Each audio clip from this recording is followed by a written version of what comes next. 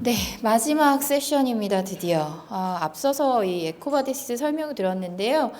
에코바디스에서 좋은 점수를 받은 기업의 사례가 되지 않을까 싶은데 20년부터 3번의 평가를 받으면서 꾸준하게 평가 등급이 상향된 케이스 스터디를 한번 해보겠습니다. 수능 만점자 좀 인터뷰하는 그런 느낌인 것 같은데요. 네. KCC 글라스의 한상훈 ESG 경영 팀장님 뵙고 저희가 이야기 나눠보겠습니다. 큰 박수로 맞이해 주세요.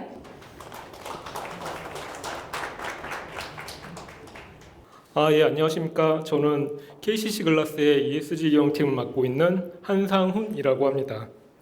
먼저 오늘 KCC 글라스 평가 대응 사례 소개 기회를 주신 관계자 여러분들께 너무 감사드리고요. 들어가기에 앞서 KCC 글라스의 ESG 경영 수준은 ESG 과제를 하나씩 수행해 나가기 위해 관련 부서와 협업하고 있는 노력하는 단계라고 말씀드릴 수 있고요. 완벽하지 않습니다. 완벽하지 않기에 저희가 채워야 할 빈자리가 있기에 ESG 경영을 왜 해야 되고 이게 ESG 경영을 할 때 어떤 효과가 있는지 항상 고민하고 노력하고 있다는 점을 먼저 말씀드리고 시작하도록 하겠습니다. 먼저 KCC 글라스 소개와 산업군 그리고 ESG 경영 추진 배경과 대응 사례를 말씀드리도록 하겠습니다. KCC 글라스는 2020년 1월 2일 유리 바닥재 인테리어 사업성의 전문성을 강화하고 시장 환경에 신속히 변화할 수 있도록 KCC에서 인적 분할해서 설립됐습니다. 1987년 여주 공장의 유리 사업을 시작으로 1996년에 아산 공장의 바닥재 필름 사업을 런칭했고 2010년에는 홈CC 인테리어 대형 매장을 신축해서 B2C 사업으로 소비자에게 다가가는 선택을 했습니다.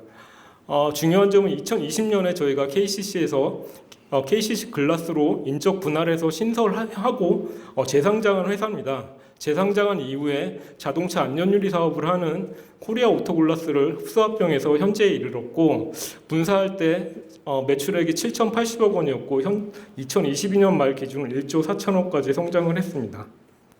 KCC 글라스의 제품은 화면에 보시는 것처럼 여러분 주위에 항상 있습니다. 여러분들이 거주하는 집, 이동수단 차량, 여러분들이 거주하는 사무실 곳곳에 KCC 글라스 제품이 자리 잡고 있기 때문에 재무적 성장뿐만이 아니라 지속 가능성을 위한 비재무적 지표인 ESG 경영을 추진해야 할 당면 과제가 KCC 글라스에겐 있다고 보시면 되겠습니다.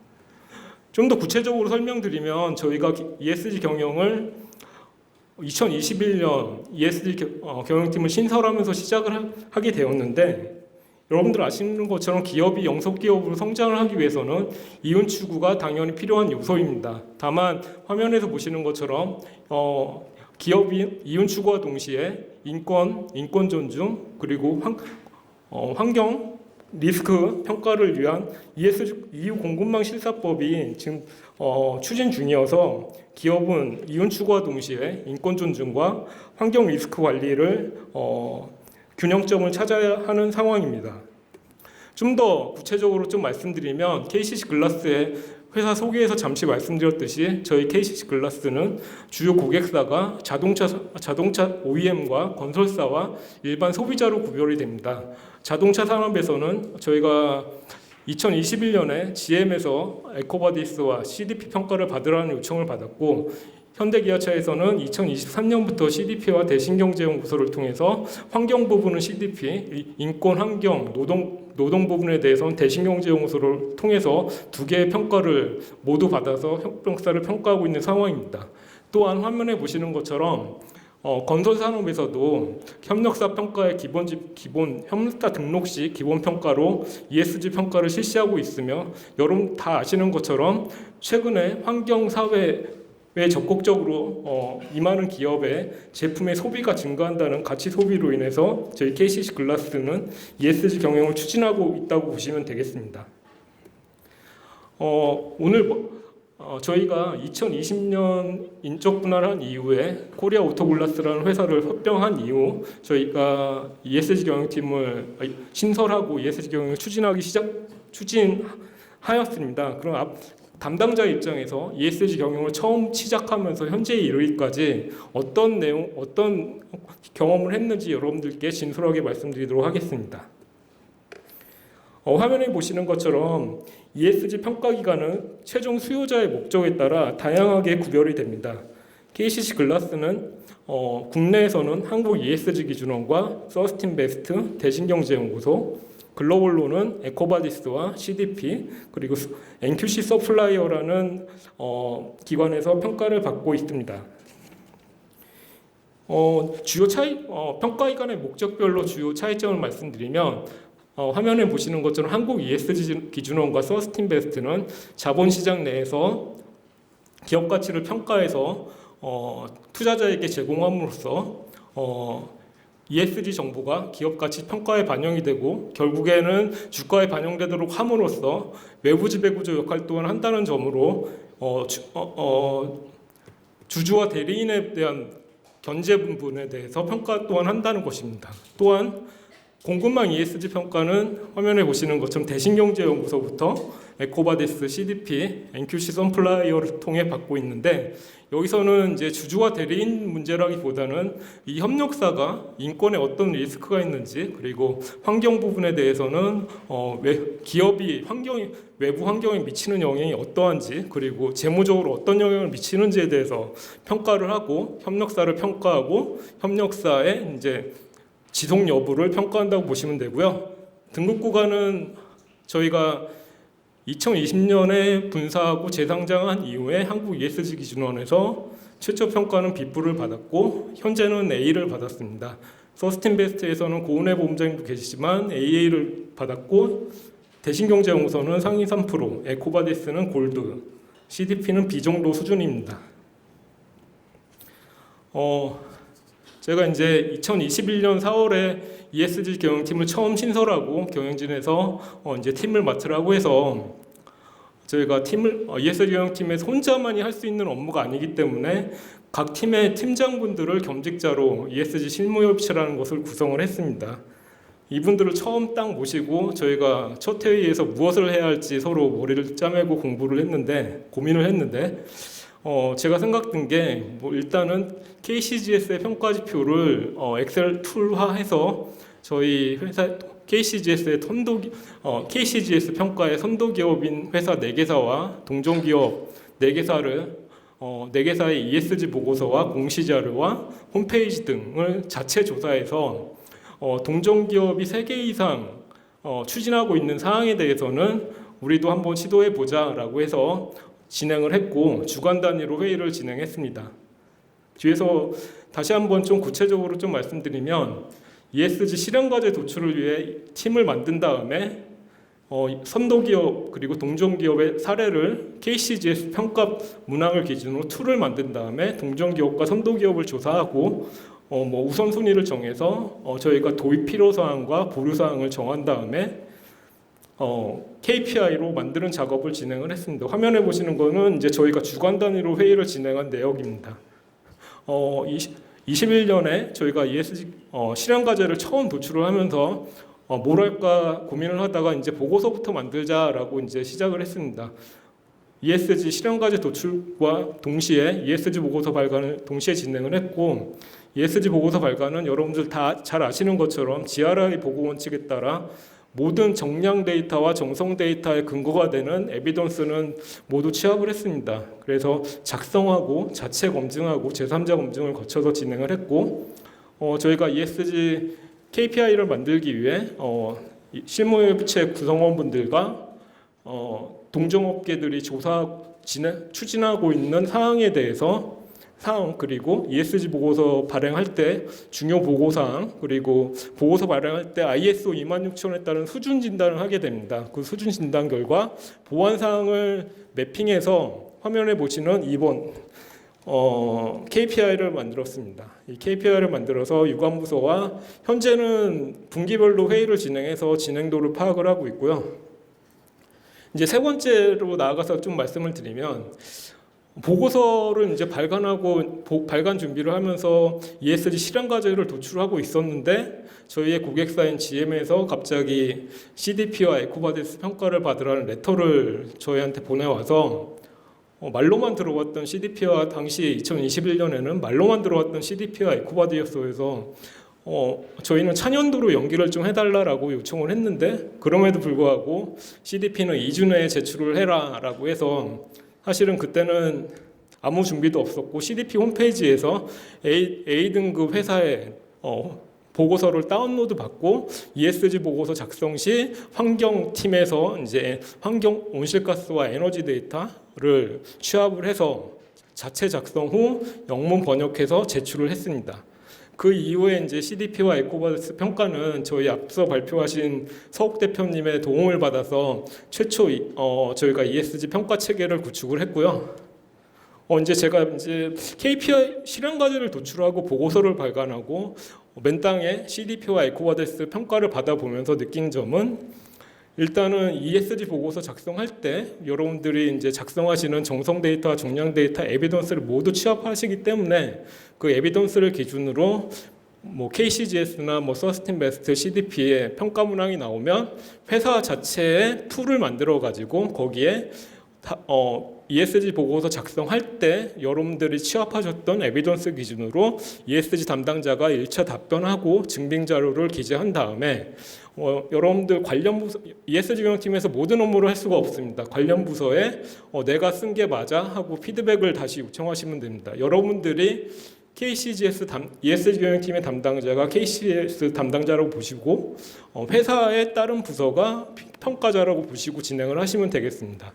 그렇게 피드백을 받으셔가지고 내부적으로 이제 평가 제출을 위해 보고를 하기 위해 평가 문항이 총 몇 개인데 이 중에 우리가 대답을 해야 되는 건 총 몇 개고 이 중에 우리가 답변한 항목은 무엇이고 답변을 하지 못한 항목은 무엇이어서 내년에는 어떻게 개선을 해 나가야 되겠다라는 것은 평가를 제출하기 전에 진행을 해두고 평가 제출하고 결과가 나오기 전에 이제 계속 개선 과제를 실행해 나가야 된다는 점을 말씀드립니다. 이게 PDCA의 관점에서 제가 실무적으로 운영하는 모든 것을 구두로 설명을 드린 거고요.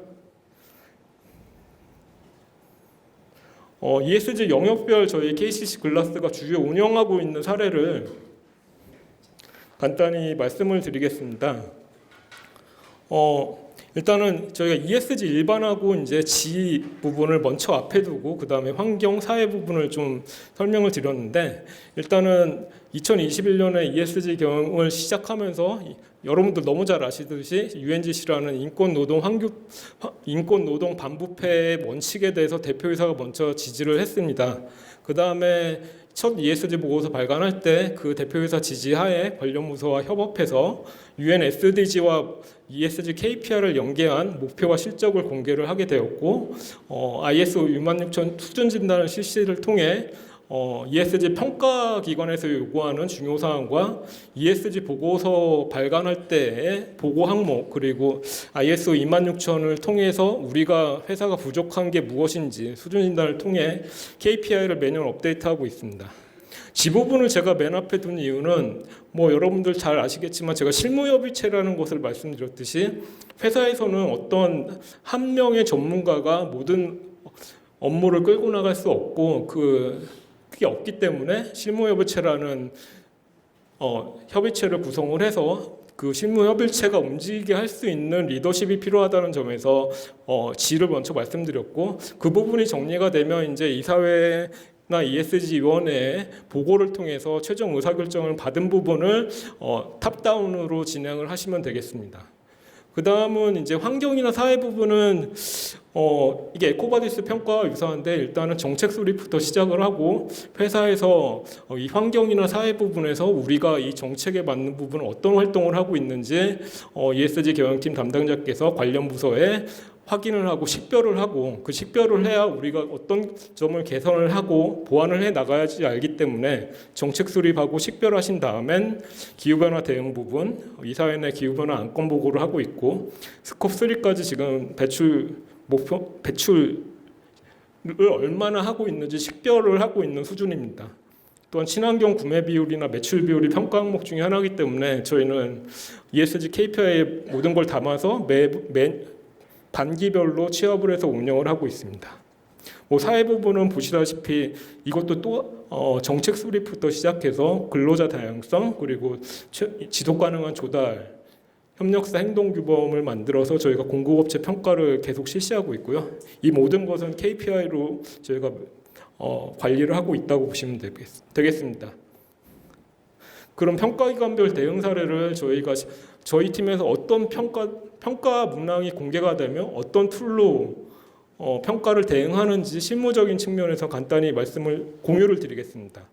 평가 문항이 보통 한국 ESG 기준원 같은 경우에는 여러분들은 ESG 보고서 발간과 동시에 KCG에서 대응을 직접 하셔야 되는데 ESG 기준원의 평가 문항이 6월경에 나오면 그 평가 문항을 엑셀로 자기화를 시킨 다음에 그 자기화를 시켜서 이 담당자가 먼저 그 답변을 1차적으로 해보고 증빙 자료는 무엇이 되는지를 작성을 한 이후에 이 답변 수준이 내가 KCG에서 평가 자료 하면 이게 맞게 한 건지를 자체 수준 진단을 합니다. 그 다음에 관련 부서에 피드백을 요청을 하고 그 피드백을 최종 받아서 최종 점검 후 우리 회사가 내년도에는 어떤 것을 개선해 나가야 될지를 목록화해서 평가기관에 제출을 하면 됩니다.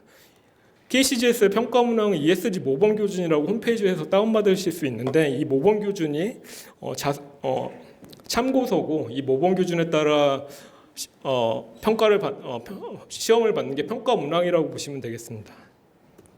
서스틴베스트 같은 경우에는 국민연금 등 운영기금의 성과 제고를 위해서 ESG 평가를 실시해서 국민연금 등 자본시장에 제출을 함으로써 기업 가치에 ESG가 반영되도록 해서 결국에는 주가에 반영이 되도록 하는 또한 주주와 대리인 문제까지 외부 지배구조까지 평가를 하는 기관이라고 보시면 되고요. 평가 문항 또한 평가기관별로 달라서 저희가 왼쪽에서 보시면 답변 미답변이라고 있습니다. 저희가 내부적으로 평가 문항에 대해서 답변을 해보고 미답변한 사항은 X로 표시를 한 다음에 내년도 차년도에 개선 과제로 관리하시면 되겠습니다.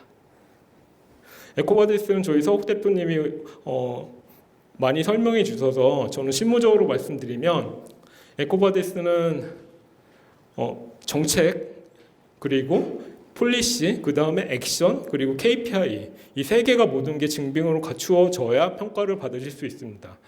그 모든 정책이나 액션이나 KPI는 모든 것은 공식적인 대표이사가 확인한 문서가 첨부가 돼야 되고 그 KPI는 그 질문에 관련성 있는 KPI를 만들어서 제출을 해야지 인정을 받을 수 있습니다.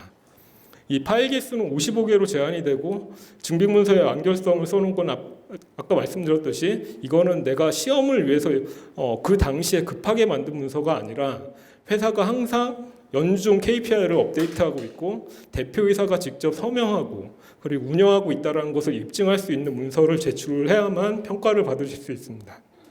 에코바디스 또한 실무적으로 저는 평가 문항이 공개가 되면 이런 엑셀 툴로 만들어서 그 이제 선택지가 제 기억으로 약 한 428개 정도 됩니다. 이 선택지에 대해서 모두 답변을 하고 증빙 자료를 제출을 하게 되면 이 증빙 자료라고 하면 완결성이 구비된 증빙 자료를 제출하게 되면 여러분들은 좋은 점수를 받으실 수 있는데 아마 첫 평가에서는 어려우실 수도 있고 평가 문항 툴을 만들어서 자가 진단을 먼저 해보신 다음에 증빙 자료를 구비하고 평가에 대응하시는 방법이 일단은 필요할 것으로 보입니다. CDP 같은 경우에는 CDP 책임 연구원께서 말씀하셨듯이 지금 CDP와 TCFD 지금 자료를 화면에 띄워둔 이유는 TCFD 또한 CDP의 역사적 태동을 가지고 탄생된 기후변화와 관련된 전문 환경정보 공개 프로젝트다라는 점을 말씀을 드리고 최근에 올해부터는 CDP 평가 문항이 여러분들이 너무 잘 아시는 ISSB S2에 따라 모든 게 변하기 때문에 6월경에 이제 CDP 관련된 평가 방법론이 공개가 됩니다. 그 방법론을 실무적으로 한번 읽어보시고 읽어본 이후에 ORS라고 온라인 리스폰스 시스템이 오픈이 되면 엑셀로 다운받고 그 답변을 이제 하실 때 이 여러분들만의 툴을 만드셔서 이 그 평가 문항별로 내가 답변을 할 수 있는 부분이 어떤 건지 OX로 표시를 해보시고 X 부분은 뭐 차년도 평가에 이 부분은 개선이 필요하니까 내부적으로 보고를 하셔서 개선을 준비를 하시면 됩니다. 주요 평가 문항은 뭐 기후변화와 관련된 물리적 시나리오 그리고 전환적 시나리오를 검토한 다음에 이게 재무적으로 어떤 영향이 있는지를 육하 원칙에 따라 서술을 해야 됩니다. 단순하게 이게 OX가 아니라 이 평가 기관은 이 회사가 내 회사와의 스펙스픽하게 내 회사는 어떤 사업을 하는데 육하 원칙에 따라 이게 무엇이고 이게 나한테 어떤 영향을 미치고 뭐 이런 부분을 서술을 하셔야 된다고 보시면 되겠습니다. 서술과 이 CDP는 굉장히 어려운 게 정성적으로 여러분들의 처해진 상황을 정성적으로 육하 원칙에 따라 서술을 하고 재무적으로 수치를 명확히 기재를 해야 점수를 받고 리더십 단계까지 올라가실 수 있다는 점을 말씀을 드리고 평가 대응별 대응 사례는 마치도록 하겠습니다. 제가 좀 두서없이 설명을 드렸는데 저도 사실 2020년에 ESG 전문가가 아닌 사람이 ESG 갑자기 경영팀을 맡게 됐고 ESG KPI를 만들고 ESG 보고서를 만들고 현재에 이르렀습니다.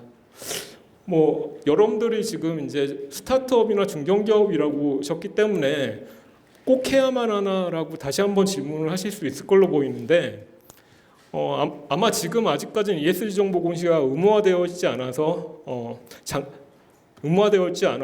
기업 가치 평가 주가와 연관성에 대해서는 정확히 판단하기 어렵지만 장기적으로 ESG 정보 공시가 개량적인 ESG 평가 결과가 기업의 가치 평가에 반영될 수 있을 걸로 판단이 됩니다. 또한 공급망 실사 시 ESG 반영으로 협력업체 선정 유지 시 탈락 위험이 증가될 것으로 보이고 제가 직면한 상황이기 때문에 동종 소재, 동종 부품 간 탄소 배출량 그리고 ESG 평가 결과가 협력사 평가에 반영이 될 것으로 보입니다. 대기업이신 분들도 있고 중견기업, 중소기업이 있을 수도 있지만 회사 수준에 맞는 조직 또는 담당자를 지정해서 전문가분들께서 진행하는 교육에 참석을 하시고 자체 수준 진단을 해보시고 내가 회사가 어떤 점까지는 어떤 과제까지는 실행할 수 있는지 단계별 실행하시고 KPI화해서 진행하시길 권유드립니다. 감사합니다.